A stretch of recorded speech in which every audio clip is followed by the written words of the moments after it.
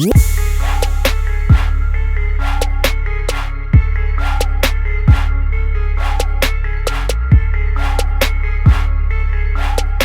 guys, welcome back to the channel. This evening I'm going to do a walk around on my green truck and show you guys what I've done to it. If you know the diesel power challenge, you've probably seen it in the challenge. I did okay, not the best, but say hi. Didn't blow up. Say hi. Say hi. Hi. Didn't blow up, and I finished all the events, so that was all I was concerned with. Starting off, just do a quick walk around.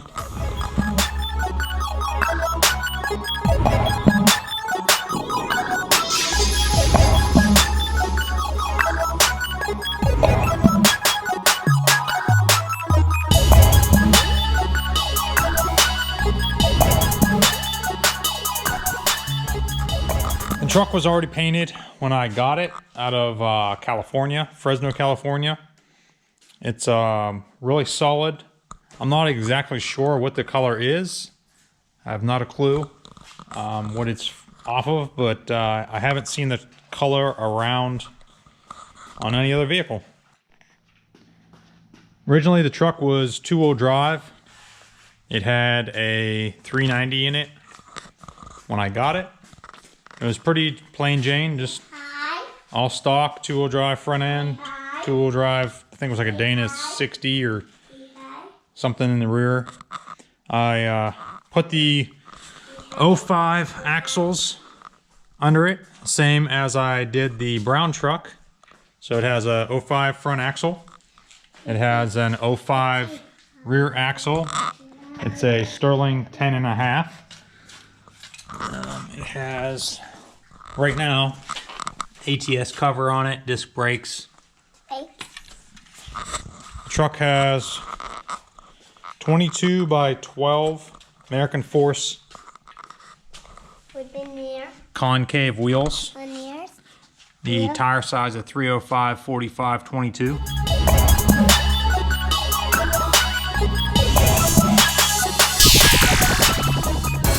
Starting with the front of the truck, I did a gloss black powder coated front bumper, just regular 78 style front grille. The intercooler is based off of a 7.3. It's an aftermarket unit. I think CX Racing makes this. It's really wide. It's 3.5, maybe 4-inch wide. Barely got the fit in there, and I had to use a Dodge hood latch because my factory one wouldn't fit. Some guys get them to fit, but it being so wide, I just couldn't make it work. I got aftermarket radiator, aluminum. I think it's like a 3-core, 4-core. It does have a 2006 common rail. It's backed by a 47RE. Motor is pretty much stock. I'm not gonna lie. It actually is very stock.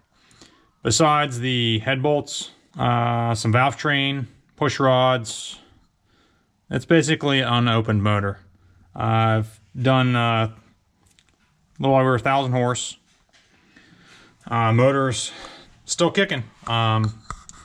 Still holding together, so that's next on the list to do is get either a sleeve 6.7, something that can withstand the power that I know the truck is capable of, but it's turned down right now just because the weak link is the motor.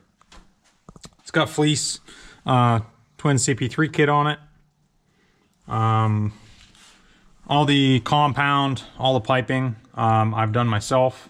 It's got comp turbos. The small charger is a S472 87 turbine. The big charger is a S594, and they're both triple ball bearing units with heavy duty shafts. Everything else is stainless V-band clamps. Kept having issues at DPC, everything blowing off. So I eliminated that, putting some their HD clamps. There's no way that they're gonna blow off now. Everything's TIG welded together. Other than that, just from custom radiator hoses, upper and lower. It's pretty much bolt on truck. I got a marine style valve cover with breather system. I do have a D&J valve cover I'm gonna put on it. I'm gonna get it powder coated. I'm not sure if I should get it black or maybe pink with the turbos. I picked up the turbos, they were already pink. At first I really didn't like it, but it kind of throws a little bit of color into the mix because normally I'm just black everything. So I don't know, it's growing on me. Truck has a hydro boost off of a Super Duty.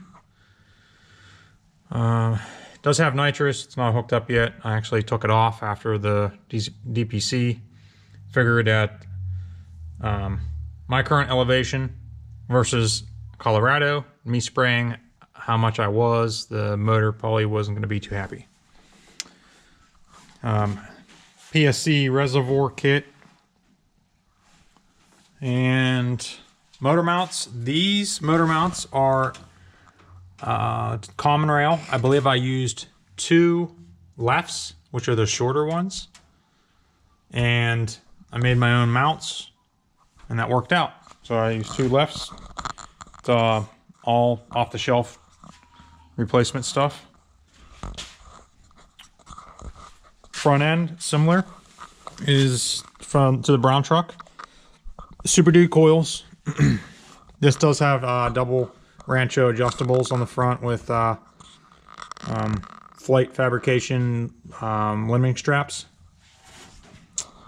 Has a Super Duty steering box, and still running the, I have a conversion for the Super Duty power steering pump, and I made that all work with just trying to make everything Super Duty.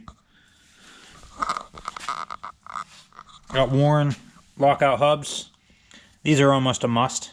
As anyone knows, the stock ones seize up. You can't turn them. These are effortlessly. You can just turn them one hand really quick. The truck inside doesn't have a whole lot. Some race seats from Corbeau or Corbeau, whatever you want to call it. Does still have the factory bench seat in the back. The truck probably should be getting a cage here soon. Just time and money. How it all wraps up. I like I'd say the crown jewel of the truck.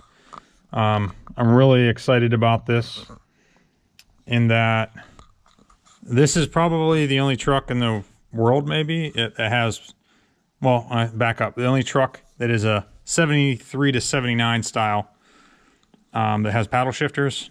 Maybe Ken Block has something similar, but it has Anteater Pro and the paddle shifters, so everything works. Still have the column shift, and that is run from with a cable, aftermarket cable outfit, and it runs to the transmission. So this works as normal, all your forward, reverse, and then as soon as you get into drive, then it takes over for the Anteater. It'll automatically shift for you, or you just change the mode, and you can paddle shift, or if you're in auto mode, you just paddle shift and it changes the mode for you. One thing I did notice is that whenever I put this together, I really wanted to do the units through the unison ring, but the unison ring on these trucks only has 2 pins, and I needed 3 pins to make these work common ground, and then you have a trigger for each. So I'm still on the hunt for maybe a 90s column or like a late 80s to see if they had 3 pins. Then I can get rid of my stretch cable here that connects everything together. But for now it works. You guys can see it's I don't know if you can see it or not, but it's in second gear, full auto.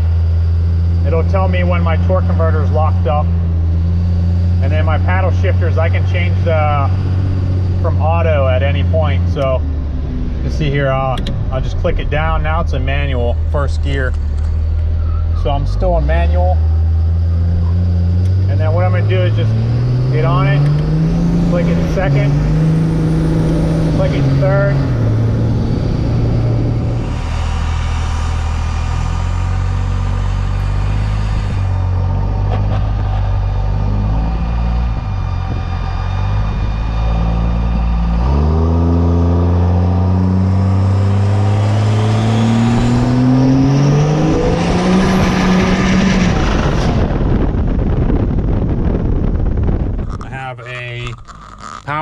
Pedal from an 06. Truck does have a aftermarket, I believe it's American Auto wire. One day when I was getting in the truck, it started smoking through the vent. I'm like, this is no good. So I automatically stripped the truck through all of the wire, put a new harness in the entire truck, and haven't had any problems since. The truck does have a Gray's Performance and Off-Road standalone engine harness. I believe he can either modify your stock harness or he makes custom from scratch harnesses. Either way, Jeremy from Gray's Performance and Off-Road, he does a killer job. I know when I first did this, I was on a budget, so I just gave him my stock harness. He gave it to me back with a couple wires to hook up, and that's it. So it was coming from a 12 valve, which the truck had in it. I was like, you know, anti-computer everything, anti-wiring. And he told me, he's like, you know, just give me your harness. I'll make sure that it's ready for you. So with this harness, literally it has 3 wires. It has, I think, as many or less wires than a 12 valve would. It has your power, your keyed on power, and your ground. And that's it. Everything else you plug and play. You have your OBD2, and that's it. The truck did have a 12 valve in it. It had compounds, a couple different sets of compounds. For some reason, I thought that I could make 1,000 horsepower and drive it on the street, and it'd be reliable and smoke-free. And if anyone that has a 12 valve and you can do that, more power to you, but it just wasn't for me. I ended up just chasing more problems than anything. It got to the point where it just wasn't fun to me anymore. I couldn't drive it without getting hot. I mean, I know that there's a lot of units out there that control your AFC now, but for me it didn't work. Everyone else that I had talked to, all my buddies, they had common rails, and they finally just talked me into it. So that's one of the reasons why I went common rail. In my case, it worked out for me. If someone's just trying to put a truck together, 12 valve, they're great motors. I got to the point where it was a little bit better for me as far as drivability, economy. When I say economy, but just ease of driving it. Something you can turn the switch and make 500 horsepower. Turn the switch again, you make 1,000 horsepower. That was what really appealed to me. When I did make this, it all has a 4-inch connecting between the turbo, small charger, and the big charger. 4-inch down tube, down pipe, because I was limited on space. It does have a couple of bends, and 5-inch would just have been a nightmare. But it does turn into 5-inch as soon as I can. Bed is a little bit dented up. Of course, it's probably seen its fair share, but the fender wells are pretty much in stock shape. They got some dings here and there, but overall it's pretty good. The truck has a fuel cell between the back frame rails. It's something, I think it's a 20 gallon. I made some custom brackets for. At the time, I had the gas tank that was up front, and since putting in the transfer case, it I couldn't use the stock tank, and I would have to shorten it by welding it, or put a tank in the back. Sometimes I regret putting this race-inspired tank in here, just because the fuel sending level is always a bear. They're not the greatest when it comes to the sending unit. Maybe down the road, I can put a cabin chassis style fuel tank in it with the fuel sending unit. It'll work a lot better, but for now it works. Really can't see it, but it does have a FTK diesel fully built transmission, billet input shaft, intermediate output shaft, all kind of other stuff that was done to it. But I mean, it's not a show truck. It's paint on the frames probably needs blasted or touched up, because it's been a couple of years since I did the axle swap on this. Eventually I'm going to put the 4-link under it too. It still has the factory wishbone style. If I put the 4-link, I think it's going to help me a lot with my hole shots from the tires and truck pulling from the bouncing, just because it acts as a cantilever, and the 4-link will act as a more of an up and down motion than a swing motion from the single pivot. All right, guys, that's it. Thanks for tuning in. Again, don't forget to subscribe, like, whatever you guys do at YouTube. I want to keep doing this, but I need you guys, your guys' support to get it done. Hopefully you can get some good weather. Well, when I say good weather, I'm coming into winter. A good day with weather. I can get this to the track and send you guys some videos. Hopefully going down the quarter mile. Until next time, thanks.